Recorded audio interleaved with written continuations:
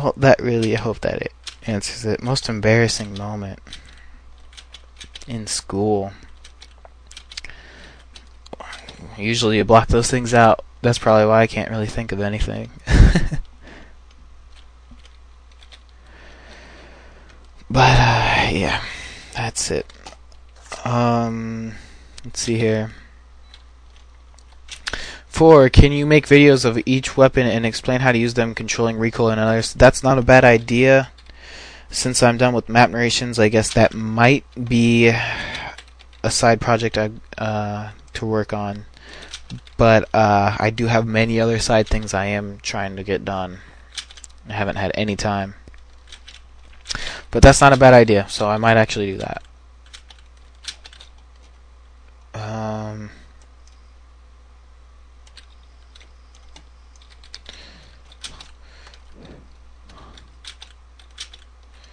Let's see here. There's number 5. Why did you start making these videos for us?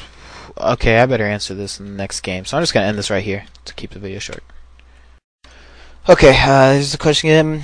Why did you start making these videos for us? Why did you start videos for other FPS instead of Soldier Front? Stay with Soldier Front, please. I'll stay with Soldier Front as long as I'm getting questions for it. But I think I kind of covered this episode 10, but there's many reasons. One, well, I guess I started playing Soldier Front a decent amount. It's a pretty fun game, you know. It's really basic also. Pretty much my favorite game is SOCOM 2, and this game is actually somewhat like SOCOM 2. But when I play this, I mean it's fairly easy for me. But there's a large population of people who've never played first-person shooters. You know, it's on EG.com, so people might play Gunbound or Guns, I guess, or Drift City, and what they do is, you know, we all try out all the games pretty much to some extent. So people might go, Soldier Front, what's Soldier Front? And you know, this might be their first person shooter. I'm sure it is for many of you out there. So I knew there's a lot of young players, new players to this genre, and I figured I could help them out more than say Call of Duty 4, which has, you know, you have to buy, and there's more experienced players out there. And this game can be run on crappy systems, so almost everyone can play it. What else? Oh yeah, also I wanted to kind of you know, there's a lot of young people out on this game, and I just tried to plant. There's a lot of do's and don'ts that I see on these games, and just trying to give you some guidance while you're still young and about what you should do. You know, oh, you're a noob. You see a lot of that. Who are you going to look up to? Usually, what I found in games is younger players. Who do they usually look up to? They look up to the player that's doing good. You know, player in first place. Who's in first place right now? Loving this on first team. Now, what if that dude? He's a jerk.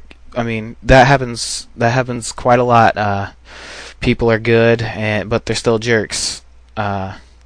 So what do kids look? The kids look up to those jerks, and they see them acting like jerks. So they see, okay, I need to act like a jerk, or it's nothing wrong with it. But really, you shouldn't. You should just have fun. We're here to have fun. We're not here to make fun of other people and prove how good we are at a video game.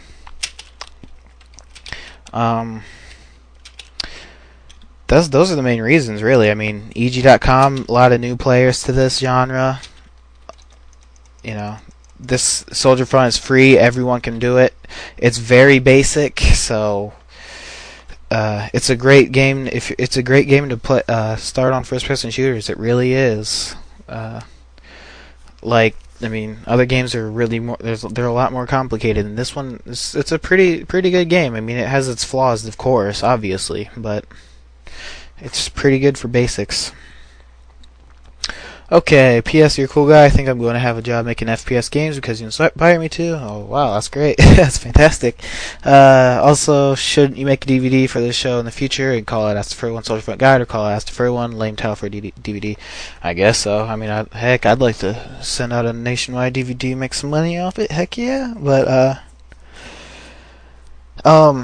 just on the side, actually, I know a guy, I don't know anyone who actually makes games, but he does it as a hobby. And I suggest doing it as much as you can while you're young, because I've heard a lot of people they get into the video game industry by doing things on their own, like people would make maps for games. What they've done in the past is, as a hobby, they just make a map for a game or something like that, post it online, for free. It's all done out of their pocket, all just as a hobby, and you can use that on your resume, I guess. I really don't know much about making games, though. I've never really liked doing that. Or everyone's like, "Oh, you should be a game tester." Well, I've heard it's just extremely boring, but I, of course, like everyone else, I have good ideas for games, right? Yeah, but I've never really thought of making them, because I mean, gaming's my hobby. I don't want to make a career out of it. I don't want to go to work and be on a computer screen all day. I'd rather be out in the field doing something or something like that, I guess. Unless this is my job. Heck, I'd love doing this, but I don't want to be stuck indoors all the time. I like playing games in my free time as a hobby. But if you're really interested in that, go for it. Work hard at it. Don't give up. Just do it. Put yourself out there. That's what I did. I just made some videos. I didn't care if I was happy if one person watched it. Whatever. I'll just keep making them. Look how many people. This place has exploded. So many people know about it. It's crazy. Anyway, number 8. What is your favorite kind of donut? Boston cream pie is nice. Yes, Boston cream pie is very nice. I like jelly-filled, Bavarian cream. Just nothing too expensive, I guess. Okay, number 9. Hey, Ferret. Whoa, wait. Every single game I've played, this is Missile. That's crazy. Anyway. Hey, Ferret, actually I have 2 questions. Have you ever heard of silent shooting with a sniper? If so, how do you do it? Okay, I've never heard about this, but someone responded. I'm not alone. He responded. He said, what did he say? He said, like, I try to plan again. You shoot, and then you immediately switch to your knife, but the bullet has to hit the person for it to be silent. He said it's a glitch or something. He said he doesn't suggest it. I don't suggest it either, but I guess that's how you do it. And that is a glitching game.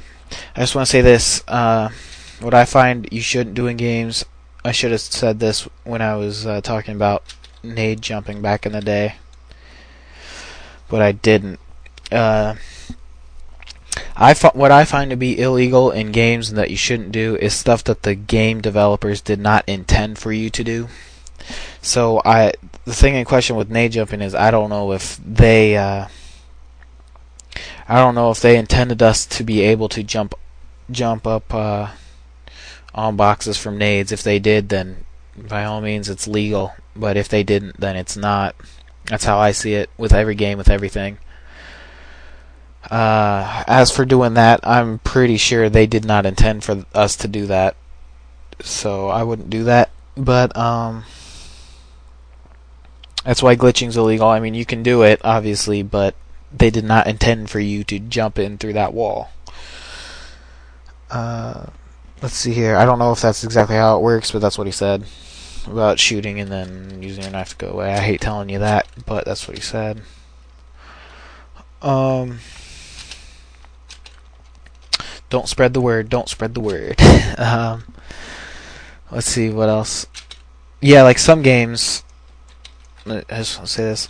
There's a game Area 51 for PlayStation 2 and Xbox. The old Area, not the oldest, but the second oldest Area 51, I guess. That game, the way they designed it, you could jump on anything. You could climb all around the maps, everything. You could jump around everything. That was perfectly fine. jump anywhere you want. This game, you can nade jump up onto things. I think they didn't intend for us to do that, so I think it's illegal. But let's move on. Oh, okay. Second question: how do you shoot so fast when you just barely get your gun out? And they said like they'd peek around the corner or something, and then the guy'd have his knife, and he'd jump, and he'd pull out his M4, and he'd shoot before he hit the ground.